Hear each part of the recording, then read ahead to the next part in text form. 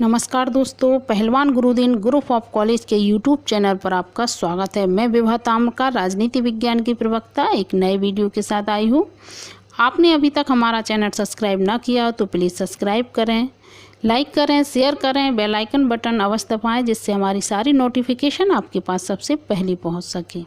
हमने पिछली वीडियो में मैकियावेली से संबंधित चर्चाएँ की, उसके मानव स्वभाव संबंधी विचार बताए हैं। आज हम उसके शासन से संबंधित विचार बताएंगे कि शासन में राजा को कैसा आचरण करना चाहिए, राजा को कैसा होना चाहिए, तभी एक राज्य और देश तरक्की पे रहता है।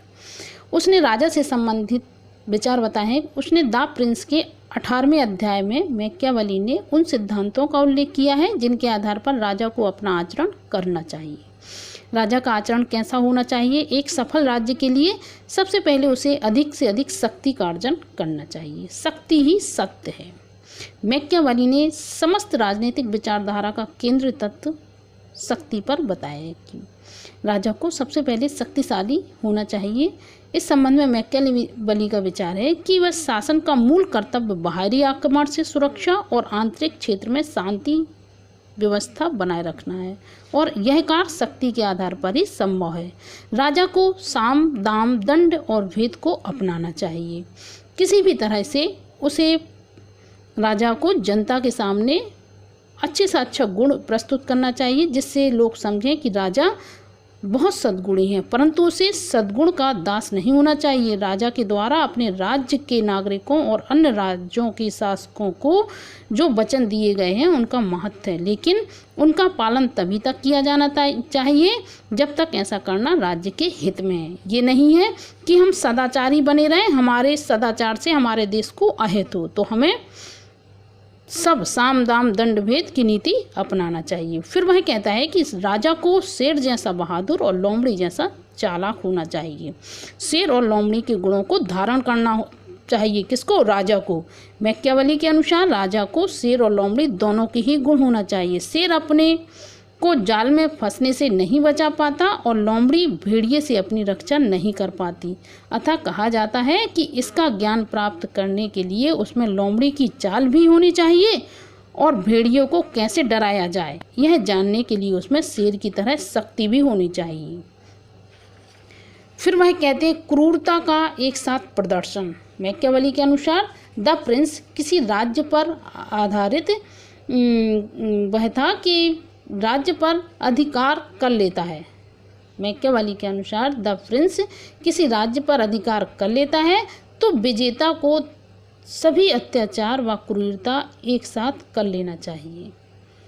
वह कहता है कि राष्ट्रीय सेना का गठन भी करना चाहिए। नरेश को राज्य की रक्षा के लिए एक शक्तिशाली राष्ट्रीय सेना का गठन अवश्य करना चाहिए। कानून का कठोरतापूर्वक पालन भी करवाना चाहिए। सैनिक शक्ति का विस्तार और युद्ध की स्थिति बनाए रखना चाहिए कि यदि हम देश पर कोई आक्रमण करता है तो हम हमेशा तत्पर तैयार रहेंगे। आचरण भयमुक्त हो लेकिन घृणित नहीं हो। वह कहता है आचरण भयमुक्त तो हो लेकिन घृणित नहीं हो। राजा को ऐसा होना चाहिए कि लोग उसमें प्रेम भी करें और भयभीत भी रहें, लेकिन यदि ये दोनों गुण एक साथ ही उसमें ना हो और एक को छोड़ना ही पड़े तो वह अधिक अच्छा होगा कि लोग उससे प्रेम करने की बजाय उससे डरें भी। और सम्मानपूर्वक आचरण भी होना चाहिए राजा को।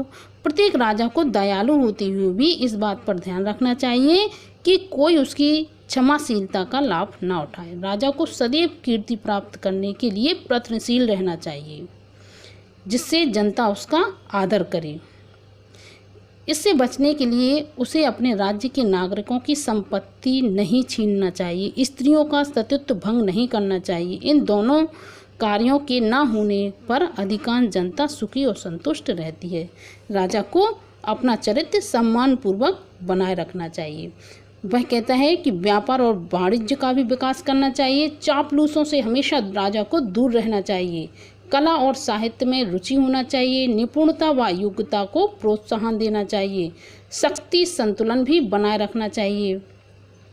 ये सारे गुण उसने एक राजा में बताए हैं। राज्य संबंधी उसने विचार प्रकट किए हैं और राजा को बहुत अच्छा होना चाहिए, तभी एक राज्य सफल राज्य हो सकता है। राजा अच्छा होगा तो देश भी सफल होगा। क्योंकि उसको आधुनिक युग का कौटिल्य कहा जाता है, उसी पर उसने विचार व्यक्त किए हैं। धन्यवाद।